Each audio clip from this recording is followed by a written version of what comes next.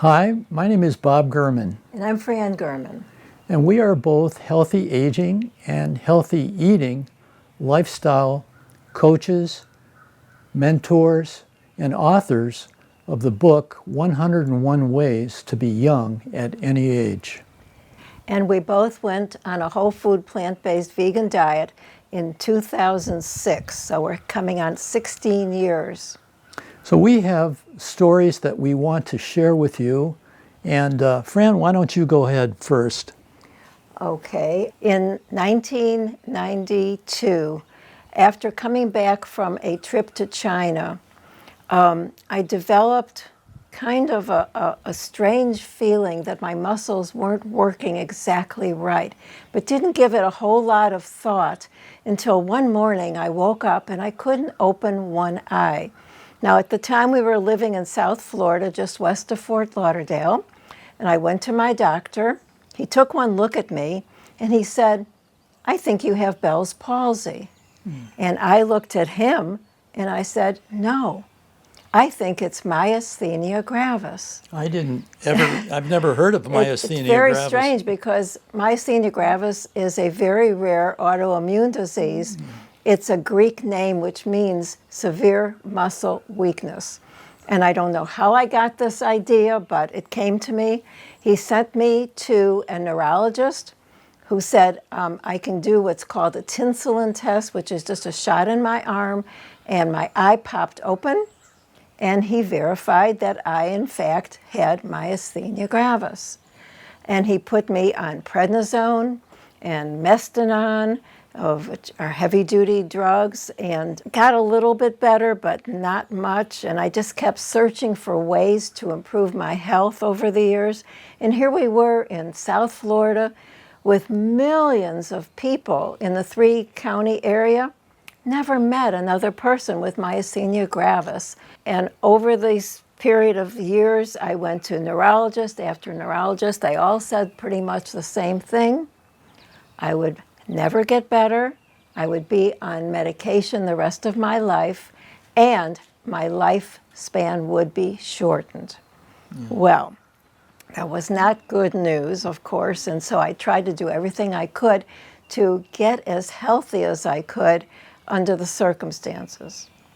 But it wasn't until 2003 we moved to a small town in western North Carolina. And the first week we were here, Bob noticed in the local newspaper that there was a Myasthenia Gravis support group. Now, you have to understand, I never met another person with Myasthenia Gravis in all these years living in South Florida. So we started going to these meetings, and we saw a lot of sick people. I mean, there were people in wheelchairs, people who were going to the hospital monthly for injections, and it just was... It wasn't very hopeful, but, you know, there's the expression, when the student is ready, the teacher will appear.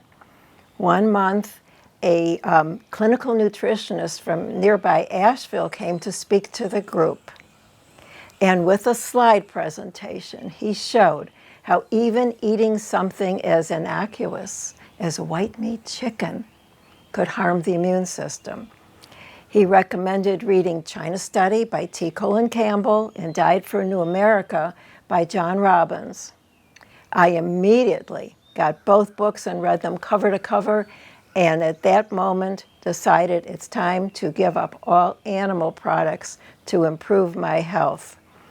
Unfortunately, I was the only person in the group who took him seriously. And within the next year or two, all the people in the group who I was friendly with had died, but not from Myasthenia Gravis. They died from heart disease, they died from diabetes, they died from cancer. Because when something goes wrong with your body, your whole body's affected. And so I was really, really grateful for this clinical nutritionist to come and speak to our group, because I don't think that I would be here talking to you today if I hadn't. And about the same time, Bob developed a problem, and he'll tell you about that. Yes, I've always been slim, and I've always tried to keep myself in good physical condition. And about that time in the early 2000s, I started race walking or power walking. And I would do this heavy-duty, fast power walking for maybe 6 to 10 miles every day. And I would take the same path every time. And then one day I said, I want to take a different path. So I start doing the same thing, but on a different surface. Well, I developed a pain in my groin. Well, no one wants to have a pain down there. And I got concerned, and I did go to a local urologist. And he examined me, and he said, I really can't see anything that's wrong with you, but just to be sure, why don't we take a CAT scan and see how that goes. So I begrudgingly agreed to the CAT scan. And he called me in his office a couple days later, showed me the results, and he said, you have a growth on the outside of your left kidney. And he said, I would strongly urge you to get that removed as quickly as possible. And he also said, I'm not the one to do it. You need specialized attention the way this tumor was located. So I wound up going to an internationally famous hospital that had a terrific cancer center here in North Carolina, about 4 hours from our home. What was done what was called a cryoablation surgery. So they actually froze the tumor off. And I remember they had to bring in special equipment from another state because there was only a couple doctors in the country that could perform this special surgery. So when I went back a week later for the results, the urologist told me that it was malignant. The doctor told me that he got it all. I could just go back to living my normal life. We drove back that 4-hour ride back to our hometown, and at that point...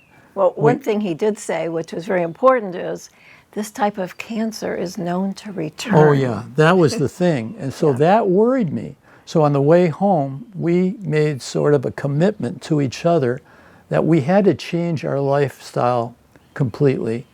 And that meant going to a very strict whole food, plant-based, vegan lifestyle.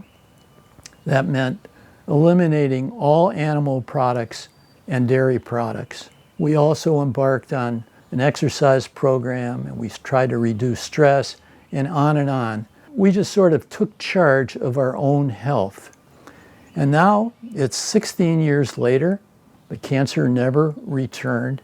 And I guess the moral of our stories is that going to this type of healthy eating not only can reverse a disease, a chronic disease like Fran had. She had a terrible autoimmune disease, and I had a cancer that has been prevented from reoccurring. This whole journey began in the 90s, and it began with your autoimmune disease and exploration. Then you came into the picture with your cancer. When was that about? Was that also in the 90s? 2005. Fran was sick for a few years prior to my getting this cancer. But she'd already read the China study and Diet for a New America, right? Well, that was in 2006. Oh, that's when you read those. I mean, I tried to stay healthy as I could, Wow. you know, but until I changed my diet totally, there were times when I was so sick that I couldn't pick my head up off a pillow. I couldn't swallow. I couldn't talk. We had to stop working because we worked together in real estate for many years, and we just decided that we would retire early and enjoy whatever we had left of our lives together. Right. And I did everything I could to get as healthy as possible, but until I changed my diet, it was just like putting a Band-Aid on a sore. And I think the important message that we got, and Fran went to like 11 different neurologists, not one of those doctors, nor the doctor that did my surgery, ever said anything about diet or changing your life in any way. It was like this is what it is, and just go out and live your life. So we got no real reinforcement. We were left with no hope. And that's when we said, we've got to do something, and we sort of took things into our own hands. So prior to reading Diet for New America, the China study, and discovering a whole food, plant-based, vegan diet, prior to that, you had tried a whole slew of other avenues. Well, I actually went to a chemist in Fort Lauderdale when I first got sick, and he did a blood study on me and gave me different supplements to take. So that helped somewhat. We started a walking program as much as I could, like I was stronger in the morning, so we'd go out early and walk. We tried to do as much as we could to improve my health, but there was one point where I was so sick that I wound up in ICU for 5 days. And they had to do what's called plasmapheresis, where they had to take out my blood and cleanse it. They put new blood back in, though. They put my blood back in, yes, cleaner Okay, blood. yeah. But I never gave up hope, but I never got really well because, like the doctor said, it's incurable. But I didn't feel, first of all, I'm a Taurus. And I'm stubborn, so I didn't take the dying young and being sick for the rest of my life. I didn't take it as my, what was going to happen to me. I wanted to do something to get better. And so you tried everything, and some things helped ameliorate it, but it wasn't until you went whole food, plant-based that Absolutely. it completely went into remission. Yeah, but another thing happened. Once I went on the plant-based vegan diet, the doctor started reducing my prednisone. And I started feeling really sick, like the myasthenia was getting worse instead of better. And fortunately, my son, who lived in Southern California, we went out to visit him, and he took me to his doctor, who was the first whole food plant-based doctor in Southern California. And he examines his patients with acupuncture to see what's happening in their body. And he said my adrenal glands had been shut down by the prednisone. And so every time I tried to get off the prednisone, I felt even sicker. So he said, first I have to build up your adrenals, and he did that over a period of maybe 8 or 9 months. And then he started taking me off the prednisone very slowly, like maybe 1 milligram a month. And within a short time, I was off all medication and feeling great, and that now is going on 16 years.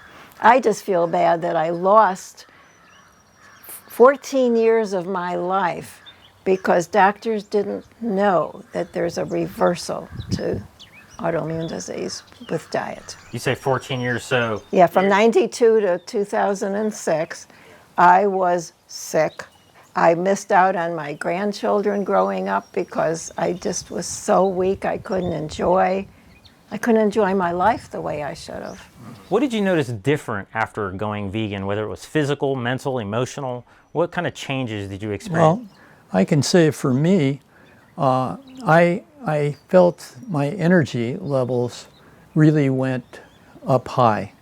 I was always active, and I felt more energetic, more vitality than ever before in my life.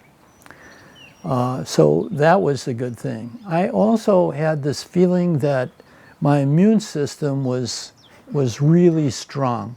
That can be verified by the fact that we have not been sick, even with a cold, since we went on this eating lifestyle. It's amazing. So I think the energy thing and the immunity thing were, for me, my biggest changes. Well, obviously, my whole life improved. I mean, I got my life back, is what I should say. I really did. And as far as the immune system, not only haven't we had a cold, but from what I've read recently with COVID, that the people who are on whole food, plant-based vegan diets actually have been able to avoid getting COVID, and if they do get it, it's a much milder case. He's like 73% less likely to have moderate to severe COVID. Yeah. And fortunately, we have a whole food plant-based physician here in town, and we see him once a year for a wellness exam. He's not making any money on us. No. I'm curious, are you on any medications now? Zero. Honest to God, I get phone calls and emails from my insurance company telling me that I must not be taking care of myself because I'm not on any prescription drugs and I am not seeing doctors on a regular basis. And they wanted to send a visiting nurse to the house to examine me.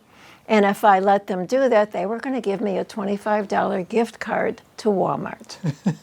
And I said, no, thank you. I take some medication for my eyes, eye drops, but it's pretty minimal stuff. Well, I have heard that plant-based diets can help with glaucoma. Well, I know it can help with macular degeneration. Yeah, but I have seen something, though, it seemed kind of recently. Well, at any rate, let's say this. His vision has not changed in 15, 20 years, and he only has on one eye, which the doctor said is really rare. So it hasn't helped. Maybe it didn't help, but it certainly hasn't hurt. Yeah. Now, when did that start, though? Was that before you went whole food plant-based? Oh, much. Yeah. Oh, okay, Yeah. Having lived for 9 decades on this planet, I feel better than ever. And I think a lot of people who are going in toward the third of their lives have this idea that getting older means getting sicker. And that is not so. We try to walk the talk, and that's why we like sharing our stories with people, because a lot of the medical profession does not give you hope. But it's, what you eat either can feed your disease or it can prevent that disease or even reverse that disease. So every bite of food, eating clean makes you feel good. We have this lightness about us, and it's the best thing we have ever done. And one other thing that I wanted to mention, when we switched to this whole food plant-based diet, doctor here in town about 4 years ago now, the first thing he did was give us a homework assignment to read Prevent and Reverse Heart Disease by Dr. Esselstyn. And called Esselstyn. Now, neither of us ever had a weight problem, so we didn't give much thought to using oil. Everybody, says olive oil is healthy. Okay. I mean, look at a bottle of salad dressing. It's all oil until you shake it up. So we cut out oil, and we each lost 10 pounds, even though we're eating more food. People say, well, do I have to count my calories? Do I have to do this? No. If you eat a healthy, whole food, plant-based diet without extra oil, you can eat as much as you want. And people say, well, what do you snack on? And we say, we don't snack because we are full from breakfast to lunch, and then from lunch to dinner, and then we don't eat after dinner. Fran eats like a truck driver. So do I. As long as I don't swear like one, right? Yeah. No, we do eat a lot, but we eat a lot of the right food. So it works. Good stuff. What kind of hobbies and activities do you enjoy, and how do you describe yourself? What do you enjoy doing? I think that it's important to have a purpose in life. And I think the highest purpose one can have is to serve other people. And it might sound corny or altruistic or something, but it's sort of selfish in a way.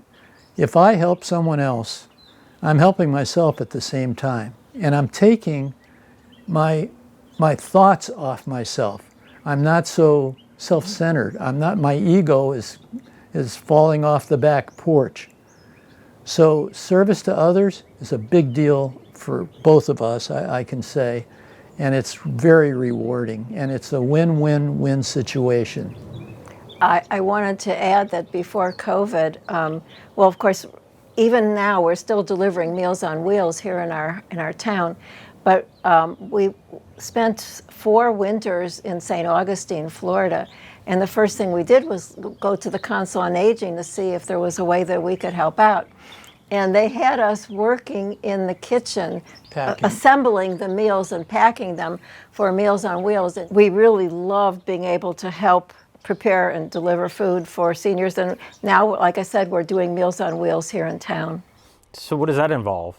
Well, it changed actually, because it used to be that a hot meal was delivered to each needy senior once a day for 5 days each week. So they had some contact with people, because some of these people are totally isolated during the week.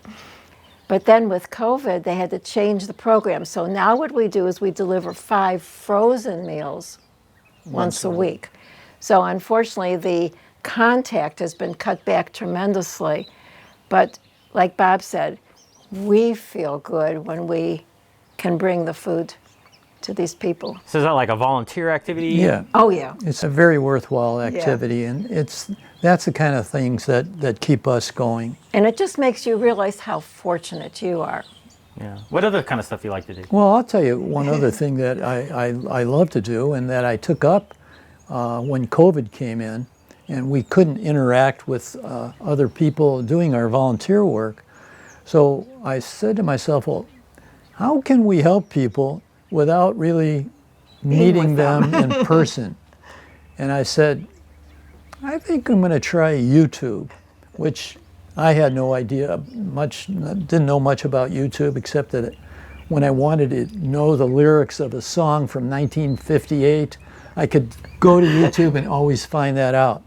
So we became, we've been told that we became the oldest, newest YouTubers in the history of YouTube. And whether that's true or not, I don't know. But it was a high learning curve, so it kept my brain sharp.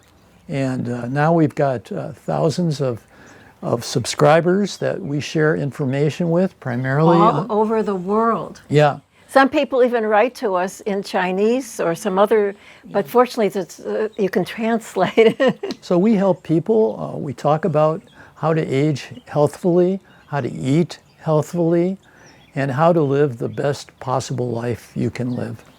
And another thing that's really important is by having contact with these people all over the world. I've gotten many emails and comments from people who have myasthenia gravis. Yeah. And we're so grateful to know that there's a way to improve their health. Yeah, we've really helped some people. It's very gratifying. You're an author too, right? Yes, I just happen to have a copy He's of the my book. author. I'm the editor. Yeah, so hold it up there so I can see sure. it. Yeah. This book is available on Amazon. It's $12.95, and all the proceeds go to fight child trafficking. So that's another thing that we're very interested in. And the book is called 101 Ways to Be Young at Any Age, and it's all about growing younger instead of older.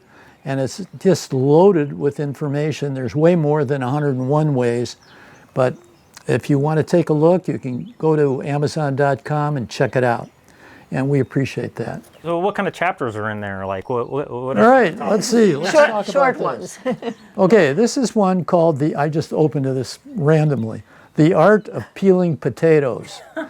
So this is sort of a lesson in mindfulness. So if you are peeling potatoes, and while you are peeling potatoes, you start worrying about something that may happen sometime in the future. And all of a sudden, you're starting to get stressed and you're worried or you're fearful and you're not with the potatoes. You're not in the present moment. And so we have very strong beliefs in and urge people to start some sort of a mindfulness practice. That'll keep you young and that'll keep you healthy as well. So mindfulness means just locking into what you are doing so you are present in the here and now. Not concerned about the future and not having your mind wander back into the past and start thinking of something that makes you angry. So those are negative emotions that really immobilize you. And so remember that the next time you peel potatoes. Another important part of that is that from what we have read, stress is extremely powerful part of getting sick. That almost anybody who gets a disease has stress in their life. And if you can reduce the stress, you can improve your health, mentally and physically. Good stuff. Recently, somebody popped up with an autoimmune disease claiming carnivore diet helped them reverse it. Have you heard of anything like that? The only thing I've heard about the carnivore diet is that it ruins your arteries. And so I don't go there. Yeah. I am so happy with the way we eat now. I really don't know much about it, and I don't know. Yeah, but there's, that's a big problem with people getting false information, and there's so much out there. We knew a woman who had diabetes, and her doctor put her on a keto diet. She went blind. There have been so many instances where people have reversed or improved their health on a whole food, plant-based, vegan diet. It's that simple. I have another thing that I'd like to share with all of you, and that is the ancient Chinese art called Qigong. So Qigong is similar to Tai Chi. Most of you have probably heard about Tai Chi. But we practice a little Qigong every day. It's something that anyone can do, and it's very gentle on your body. It's very easy at any age. You could do it standing or sitting. And what it does is just a series of movements, hand movements primarily, that lower your stress levels and increase your energy levels at the same time. So we try to work that into our daily routine. So Qigong, Qigong. We have a lot of free lessons on our YouTube channel that you're invited to check out as well. It's really added a lot of life to our life. Awesome. Have you ever heard of Hippocrates Wellness in Florida? Oh, yeah. Sure. The chef there, I interviewed him, and I think he's into that Qigong, too. yeah. Neat stuff. Well, let's just go ahead and define veganism. Give me a definition of that. My understanding of veganism before I went on this way of eating was to, number one, for the benefit of animals, for number two, benefit of the environment. I think that mostly young people go into veganism for those two reasons, and more than likely at their young age they really haven't experienced serious health issues. We kind of came through this the opposite way. We went to it for health issues first, but then after a while you can't help but get involved with the environment and the animals. I mean, Bob always uses the example that you'll go to the park and there'll be somebody petting their dog lovingly while they're eating a hamburger. They don't make the connection between that animal and this animal, but they're all animals. So I think our basic definition would be just to eliminate eating anything that has a mother or a face, any animal product whatsoever.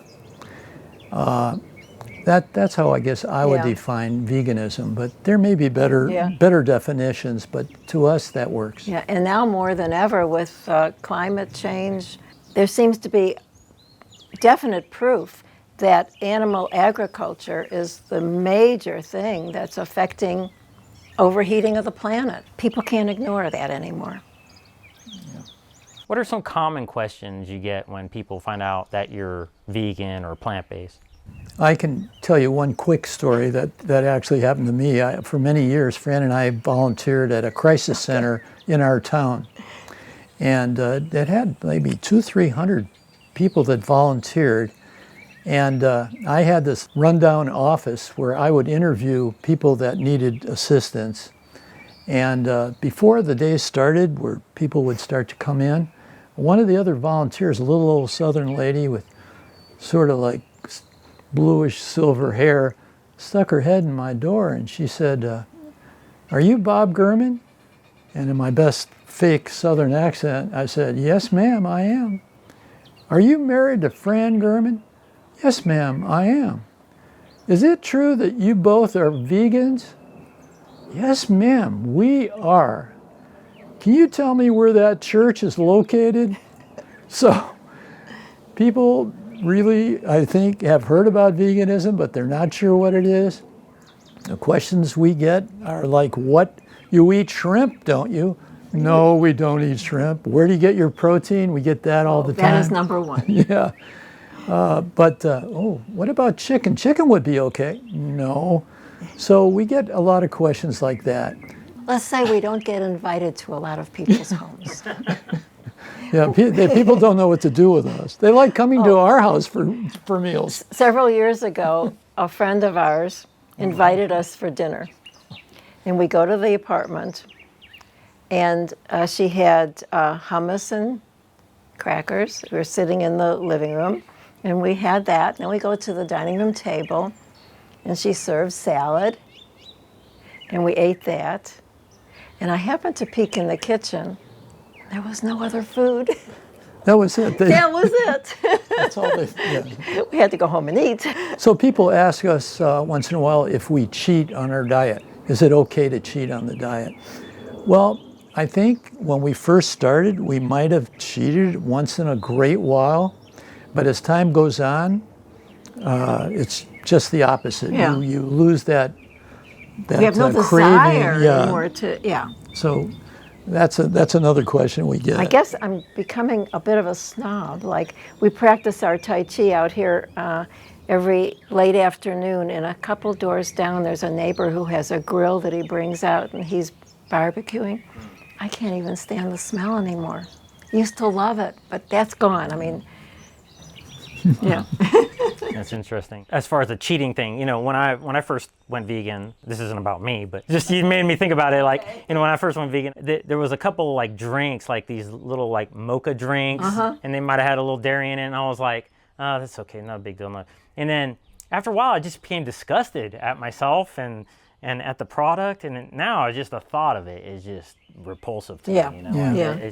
So people think we cheat, but they have no idea how aversive it becomes, how it's almost impossible. Like, it would be almost like eating a human to me, really, at this point. Yeah. Well, we certainly don't feel like we're missing anything. No. Yeah.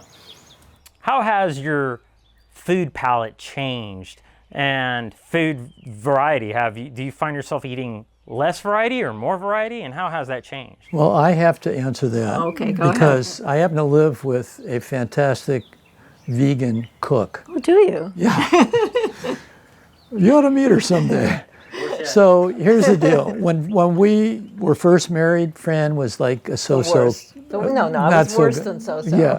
And then as I almost burned the apartment down once. Yeah, she almost burned our apartment building down once. But she got a little better as time went on, but never really that great.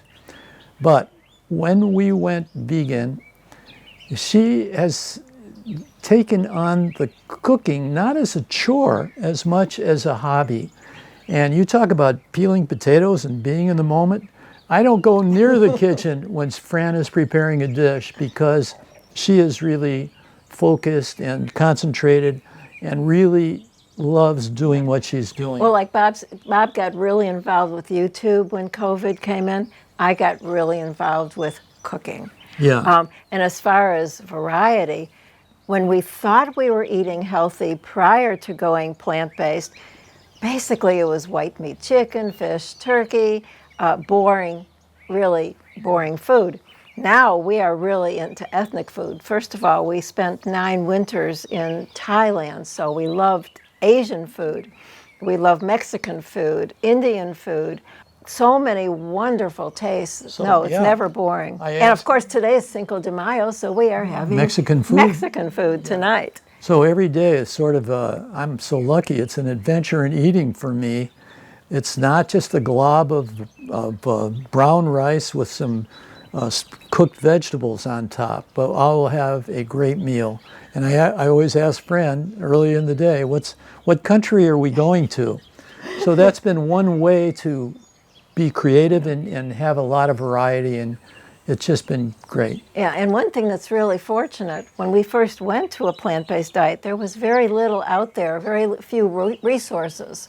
Now, there are tons of plant-based vegan cookbooks.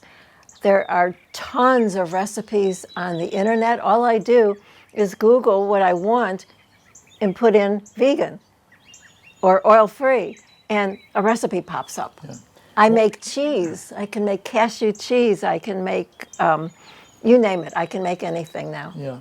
If you want, you can really get a bunch of Fran's personal recipes at our website at www.BobN,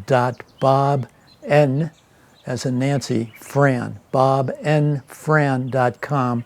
There's a lot of free resources talking about some of the books that we have read that's helped us on our journey, as well as recipes and other things to stay on track diet-wise. Yeah, and another thing that I found really important, so many people say, well, I really don't like to cook, or I don't have time to cook, and I tell them, make soups, stews, casseroles, freeze half, and then eat the other half, and then when you haven't got time to cook, take it out of the freezer. Good tip.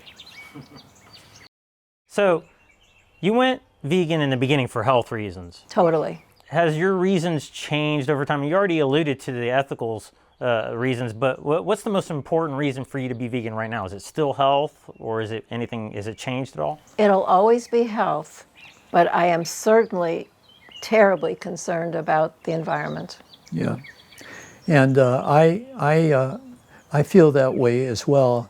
Plus the animals. Our son is a ocean conservationist. He's very worried about, well, that's one question we get. Well, I can have seafood, can't I? Well, no, it's an animal. You don't want to eat fish or seafood.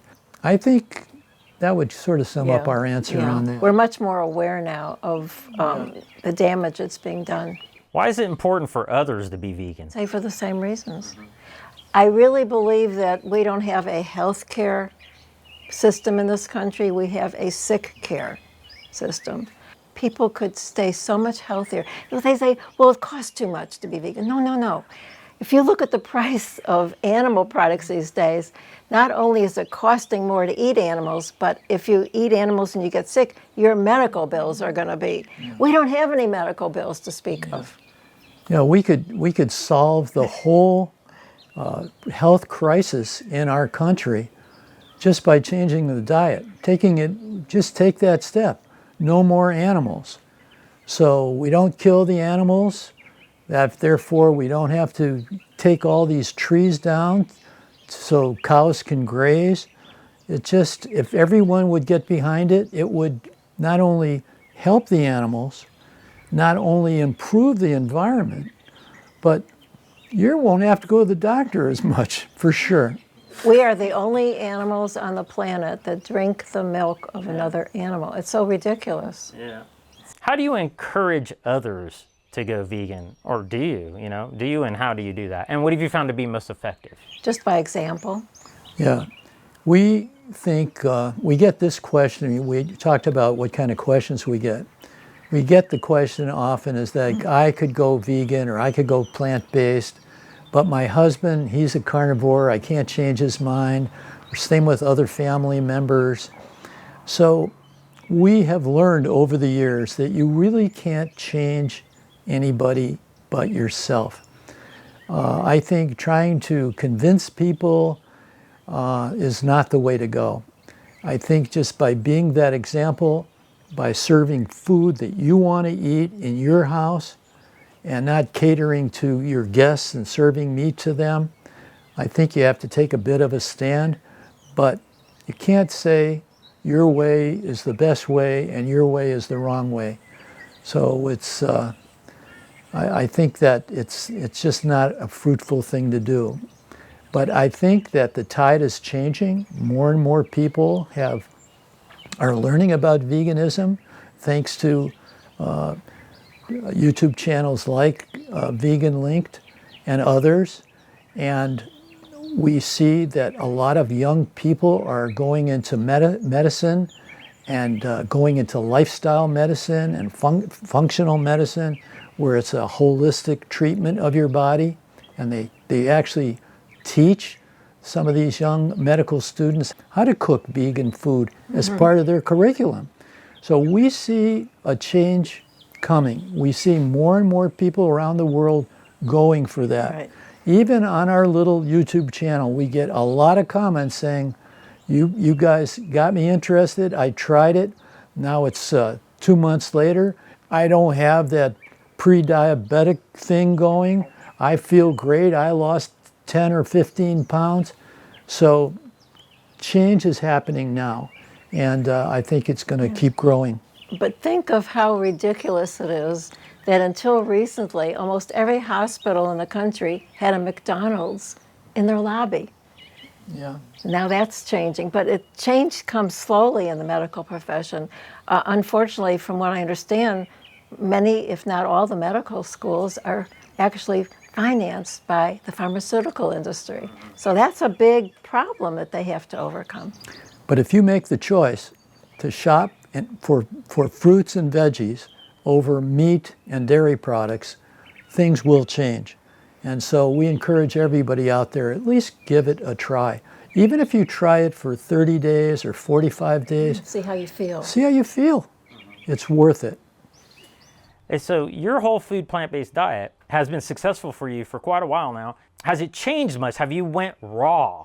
Have you tried maybe certain fasting routines, or is it just whole food? I can tell you that the secret is just keep it simple. The KISS theory, keep it simple, silly, stupid or silly. I think when you start complicating things, it gets mixed up and the results aren't as good. Well, I just wanted to say that we don't do all the strange things. We don't eat a raw diet, but we eat a lot of salad and a lot of fruit. And so that's a raw part. We don't fast, but we usually don't eat from 7 o'clock at night till about 8:30 the next morning. So that's our fasting. We don't do any weird things. I mean, it's Supplements? Well, okay, this I have to tell you, because I saw that chemist way back when, and he put me on supplements. We have been on supplements. I don't tell people that they should take supplements. Maybe I have expensive urine. I don't know.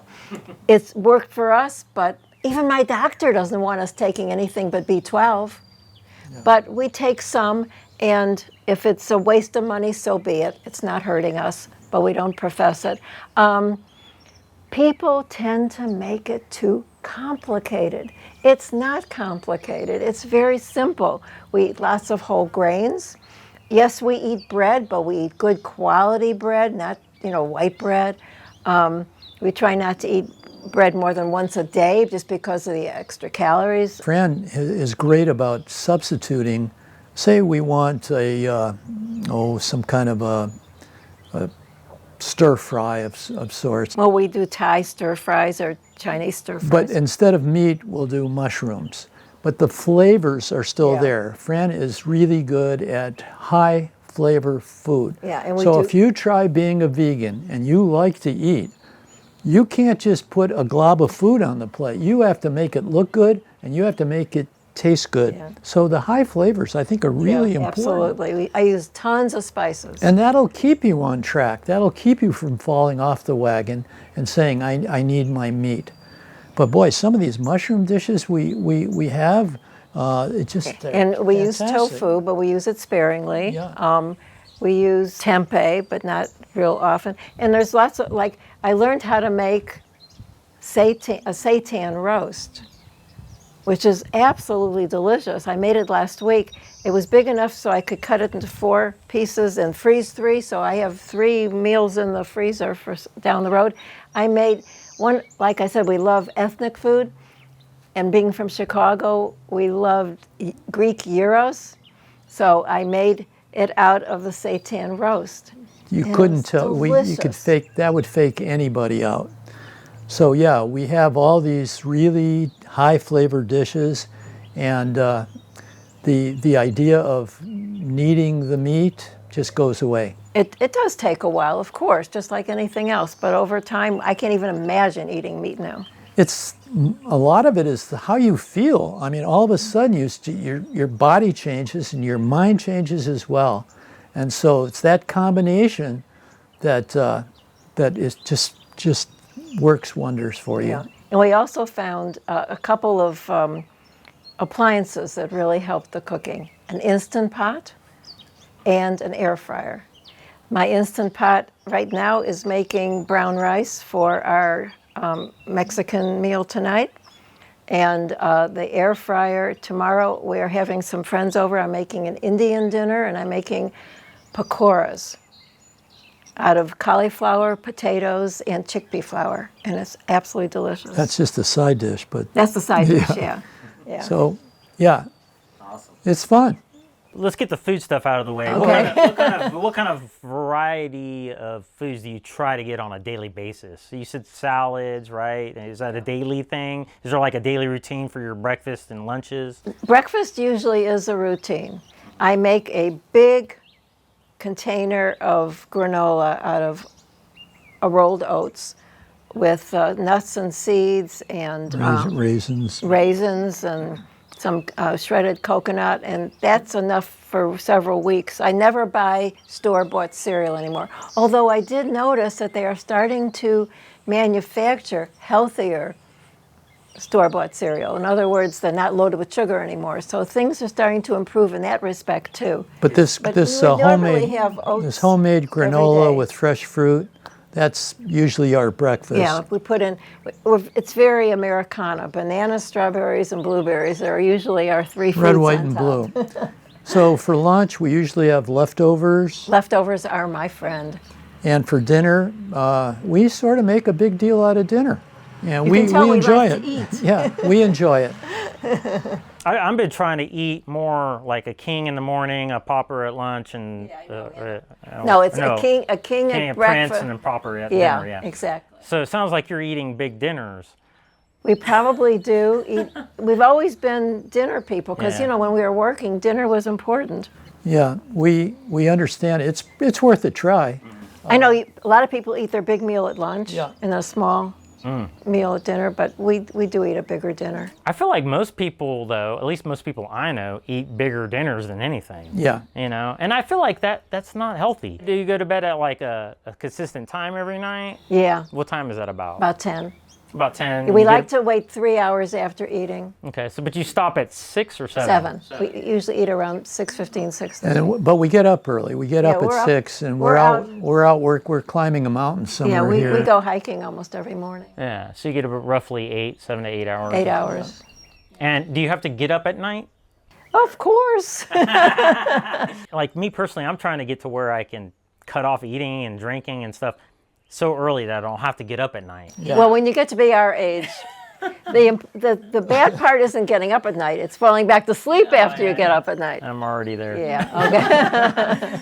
Yeah, I'm really into this intermittent fasting thing too. I really want to. You're not quite doing the intermittent fasting No, thing. just that. If you just cut off eating a little earlier in the evening, Yeah.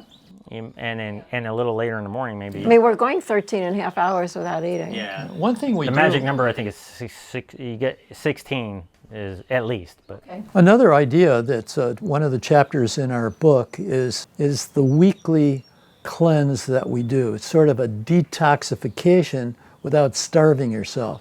And during that time, we just have, Well, you just cut out grains. yeah. So in the morning, we would just do fresh fruit, maybe Some almonds, nuts or fresh something, almonds, yeah. For raw. lunch, it's usually a big salad. And for dinner, it could be a baked potato with A the bowl of salad or soup and Yeah, salad. but no grains on the cleanse day. Yeah, that's amazing. Yeah, we for learned us. this from the doctor in Southern California. Yeah, and it keeps your weight manageable, and it just sort of just Gives you a lot of it's energy. energizing. Yeah. Yeah. you ever eat groat oats? No, I never ate groat. So groat oats are the whole oat. Yeah. No, So that's a real, true whole food. Yeah. Whereas if you're eating the rolled rolled oats, oats. that's a processed Yeah. food. I mean, I wonder if it would be necessary to cut out the grains if you're actually eating the whole groat. Like it might not be as necessary, maybe. Because I eat those every morning. Yeah. I'm gonna try those. It's a good suggestion. Yeah, they take about 50 minutes, but while it's doing that, I'll throw some dates in there with the groats while they're cooking. Do you make it in the Instant Pot? You could, but I just get the water boiling, put everything in there, and then let it simmer for 50 minutes. And I did that this morning, you know. And then I'll, like you, blueberries, whatever, and flax and... Oh, yeah. Oh, we use ground flax meal every day. Yeah. And chia seeds in the same. Yeah, and hemp seeds. And then, you know, some Ceylon cinnamon or whatever. And I'm so used to the texture and the quality of the groat oats, the organic ones. I don't even like rolled oats anymore. Now, I will use the rolled oats for like a recipe, like a cookie or something. Exactly, yeah. I wish I made cookies this morning, too. Okay. You should have brought some. You didn't bring us I know, any. I totally forgot. And on the way here, I stopped to drop my son off something, and I was going to bring him some, too, and I totally forgot the cookies. Oh, so, that's not nice. So it wasn't just you I neglected. Okay. But anyway, so yeah, food. So lunchtime, usually a salad, I guess, is what you were saying? No, normally our lunch is leftovers. No, that's just during the During the cleanse, it's a salad. Okay. But Yeah. lunchtime, non-cleansing days, the cleanse we only do once a week. But salads on the... You don't have a salad every day? with almost- our main meal. With dinner. We usually have a salad. Yeah. Or for lunch. And we don't use any oil dressings anymore. So what is you make your own dressing? Yeah. Usually, yeah. Cool. What's a favorite dressing you like to make, and how do you make it? Well, one of my favorites is honey mustard. Yeah. With it's not honey though, maple syrup. No, it's maple syrup. Yeah. Maple syrup. I just made some Dijon mustard and some. I make my own mayonnaise, so low-fat mayonnaise. And I also buy California balsamic, and we use the balsamic. Yeah, that's totally vegan, no oil. Well, Yeah. the ones we buy are no oil. What's your most important meal of the day? Every meal. Every meal. The most important thing is getting out of bed in the morning. So once I do that, I'm good. But we're eaters. We love to Not only eat. that, but because our food is so substantial, we never snack. We never have a need to snack. Did you have any challenges going vegan, like with family or friends or anything like that? Like I said, the invitations have ceased for the most part. Yeah, I think there's maybe some social consequences to the thing, but the benefits far outweigh that. So we entertain a lot when especially non-COVID times, and we want to get back to more entertaining, and that's fine with us. It gives them an idea of how we eat, and we've converted people just by example. Yeah, and the funny thing is, since we've been doing this no oil for the last couple of years, we've really lost our desire to eat out. Yeah. Because you don't realize, restaurants are, I call them SOS, salt, oil, and sugar. And even something that doesn't taste oily, if you take some leftovers home, and the next day you look in the container, it is covered with oil. Yeah. My friend who has a restaurant, he says, I'm constantly like, man, you need to start a vegan restaurant, something healthy, blah, blah, blah. And he's like, man, if people want to eat healthy, they eat at home. And that's exactly what we're doing. He just lost a customer. I don't think that's true. If there was a healthy place, I would go there because sometimes I'm too lazy to cook. Yeah. How has veganism affected your relationships? Has it brought you closer together, you two, and has it affected your family in any way beyond you two? Like, is your son vegan? Yeah, our son went vegan before us, and he did it for the animals because he's really into, especially the whales and the dolphins and all. We went vegan, like I said, for health purposes, and it's affected our family only in that we don't eat together very often. So like on the holidays, what do you do? How do you deal with that? Well, the problem is we don't live near any family, so we really don't spend the holidays together. It's really made our personal relationship a lot closer. Yeah. I mean, we love talking about food. I guess we're vegan foodies, but we love our food. We love talking about it, love experimenting with recipes. We love doing research that we share with other people about the benefits of going vegan. So, and when we go out with our family, they order what they want, and we order what we want. We would love to see them change their diet, but like Bob said, you can only change yourself. People need to be more advocates. Like, we really need more vegan advocates. Like, you're really not vegan enough unless you're advocating it, unless you're trying to do something to change the world. it's just not enough to just be vegan all by yourself. And you're saying lead by example, but some say leading by example isn't enough. Like, we need to do more. And Right. you know, But I think yeah, you have personally done a lot. Yeah. Just in what you do on YouTube. You've got 30,000 people that follow what you say, and I'm sure that spreads exponentially. We're doing the same thing with our tiny YouTube channel. So we thought our goal was to get first 100 subscribers, then 1,000 subscribers. Now we have Almost almost 11,000. 11,000. So, I mean, that's one way to advocate. Another thing that we do is that we, and we could suggest this to other people, is to actually do some workshops for people. A lot of people don't know how to even start going on this type of diet. So before COVID, we were doing workshops all over our community. Now we offer the workshops online. If people want to get together a small group of people, we're happy to do that by Zoom. Those are actionable ideas that I think others can do.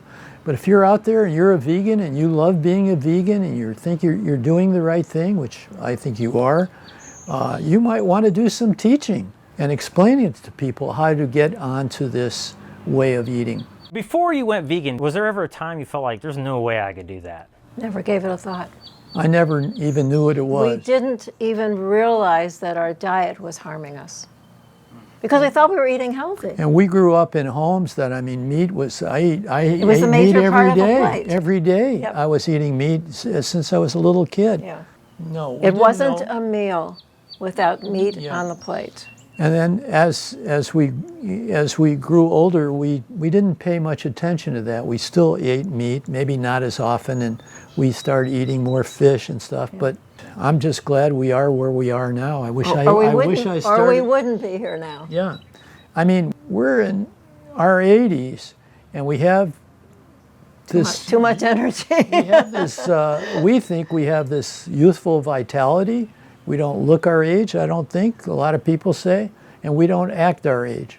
And the diet is like an essential part of all of that. Do you have any success stories maybe you want to share where you maybe helped somebody or you saw somebody succeed beyond yourself? I can give you one example. Want to tell about Bob? Yeah. So we taught Qigong. Remember we talked about Qigong a little? We taught Qigong literally all over the world. But we did do a class, a local class here for a period of 15 years. And one day this very attractive couple comes in early to the class and they said, are you Bob and Fran? Yeah. We heard about you. We need your help. Can you talk to us in private in the parking lot? So we go out into the parking lot before the class started, and the guy tells us He just had stage 4 colon cancer. He had surgery, and of course the doctor said, you can go live your life now. So he said, I feel that I need to change my life, and I wonder if you could help me with that. So I said, sure, we'll talk after the class. So we go in, we do the class, and then we put him on a plan. And the plan was to go plant-based, cold turkey. No thinking about it, no cheating about Cold it. tofurkey. It's cold tofurkey. So that it means no animal products, no dairy products. Then we told him a mindfulness practice we talked about earlier. Learn to meditate, learn to be present, bring those stress levels down. And we told him thirdly that he has to go on an exercise program, and we gave him some help with that. We told him what to do. So 6 months go by. He'd been coming to class regularly. Then on this certain day, 6 months later, comes into class. Could we go in the parking lot and talk again? So we got in the parking lot, and he told us that He just had his first colonoscopy since the surgery, and the doctor said he is totally clear. And he was a young man. This was not an old man. He was like maybe in his early 50s. yeah. Oh, even in his 40s, maybe. I don't know. It's hard to tell. But, Everybody looks so young to us. He totally reversed his Yeah. disease. And I asked him, I said, well, did the doctor say, well, what are you doing? And he said, no, not really. He didn't. So he's one success story. We have many success stories in our personal life to share. Yeah. Why do you think some people quit veganism? Willpower. I think people cave too easily. Yeah. We have a good friend that was a very good friend for many, many years when we lived in South Florida. And he said, he has to have that. He said, I'd rather die sooner and eat what I want. He has to have that hamburger every day and a milkshake or something, and he died. I mean, people literally do eat themselves to death. And he was willing to trade his years off his life. And we don't feel that way at all. I think it's willpower. I think it's a setting an intention, making a plan. We say sort of plan your work and then work your plan. Do you think he made a choice? Was he making a choice to eat animals, to eat himself to death? Do you think that was a choice? He said, I don't care if I live shorter time. I'm going to eat what I want. He said, I love to eat, and I love to eat meat, and that's the way it is. But he was conditioned. Well, sure, we're all conditioned. Yeah, but you weren't conditioned to be vegan. You really made that choice. That was a cognitive, it's definitely conscientious a choice. choice, Absolutely. effort you made there. Do you think he made an effort to make a choice, or was he just business as usual, autopilot? I don't know. Whatever it was, unfortunately, he's not with us anymore. Yeah, he actually verbalized that. He said, I'm aware of what's going on. I could eat more healthfully. I choose not to. I just don't think they're really thinking and choosing. I mean, because to me, a choice, for it to be truly a choice, they have to be equivocally enticed. I can go this way or this way. I'm not influenced wrongfully to go in one direction or another. I have a choice here. I don't think they're really making a choice, And they don't want us interfering with their choice. For sure. Oh, that's for sure. Do you think there'll ever become a time where it's forced? No, I don't think there'll be a time. Yeah. I don't foresee that, at least in my lifetime. Where it's illegal to You kill mean like animals. cigarettes? To kill animals and serve them in public, and I mean, just breathing in the fumes is toxic. Hey, you got some good ideas there. I wish they were laws like that, but you're fighting big business in the first place. And do you have a favorite quote or any kind of quotes you'd like to share? We have this outlook on life. We have a goal. So our goal in life is to die young, as late as possible. And eating plays a big role in that. We have this little tagline that we use, and that would be to feel good, to look good, and to do good. And that's sort of our watchwords, 6 words that mean a lot to us. We share that with other people. But those are our quotes. Yeah, right. Do you think we'll ever see a vegan world? Not in our lifetime, but yeah, you will see a vegan world. People will finally get it. That's the problem. They don't get it. They don't connect with what they put in their mouth to their personal health or the value of the life of a cow. But they will eventually. That's changing. I'm sure of that. What do you think a vegan world would look like? I think there would be a lot of more green space. I think there would be a lot less illness. Climate would be better. Climate would be totally, people would not be starving in countries where they're really impacted by the climate. I think it would be a happier place. People would live longer. Be fun. I hope we live that long. And some people say a vegan world isn't necessarily where everybody's vegan, but it's where it's more normalized. So we may see that. Love to see that. I hope so. Is there anything else that you would like to share that we haven't covered yet? Any kind of encouraging words you want to close it with? I just can't say enough about how it feels to enjoy a life of great health, happiness, and longevity. I want to keep this going, even though I'm in my 80s, and I know Fran does too, and I think we will. I mean, we actually know people whose whole social life revolves around doctor's visits. And there's got to be more to life than that. Wow. Yeah. Y'all are awesome. Is it expensive to eat vegan? That is a joke. Even with COVID and prices going up, I am not spending any more money on food now than I was before. And I spend so much less than people who are eating animals. What about fake meats? Y'all enjoy those? Like those mock meats, Impossible Beyond? No, we see the fat content and the amount of oil used in these fake meats. I do think, and so we choose not to go that way. I do think that for some people it may be a stepping stone. It may be a way to learn that, okay, not eating real cow's meat in a hamburger, but eating the Beyond Burger or whatever they call those, still tastes good. And I think those meats eventually will improve, where there will be less oil and less fat. But for now, we don't need it. What we've learned to do is make our own fake meats, like a chicken patty. It's not really a chicken patty, it's chickpeas and other ingredients, but it tastes really good. And same with meat, and with this roast beef. Fran makes this fake roast beef. You can serve it in a lot of ways. I made barbecue ribs. Yeah, and barbecue beef sandwiches I like. It's all fake. How do you do that with seitan? Seitan, yeah. Oh, wow. And I kind of have the feeling that a lot of people who say they're gluten intolerant are really glyphosate intolerant. And so we try to eat organic whenever possible. Yeah, we think that the spraying that's being done, that's something that they should really lay the law down on, but they're very liberal about that. Spraying of crops. Yeah. What's the easiest way for somebody to get started?